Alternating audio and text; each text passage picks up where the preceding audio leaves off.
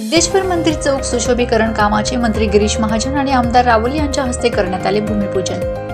धुळे शहरातील पांझरा नदीकाठावरील श्री सिद्धेश्वर गणपती मंदिर चौकाचे सुशोभीकरण कामाचे धुळे शहराचे पालकमंत्री गिरीश महाजन आणि आमदार जयकुमार रावल यांच्या हस्ते भूमिपूजन करण्यात आले। यावेळी भारतीय जनता पार्टीचे अनेक पदाधिकारी, कार्यकर्ते तसेच परिसरातील नागरिक मोठ्या संख्येने उपस्थित होते।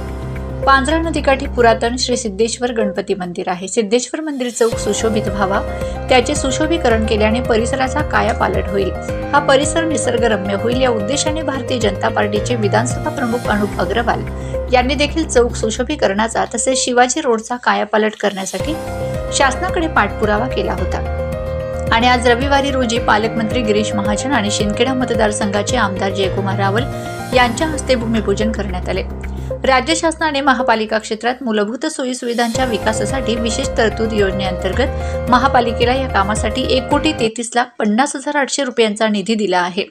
या निधी अंतर्गत लवकरच प्रत्यक्ष कामाला सुरुवात होऊन सिद्धेश्वर गणपती मंदिर चौक सुशोभित होईल आणि शहराच्या वैभवात भर पडेल, असे पालकमंत्री गिरीश महाजन यांनी माध्यमांशी बोलताना सांगितले।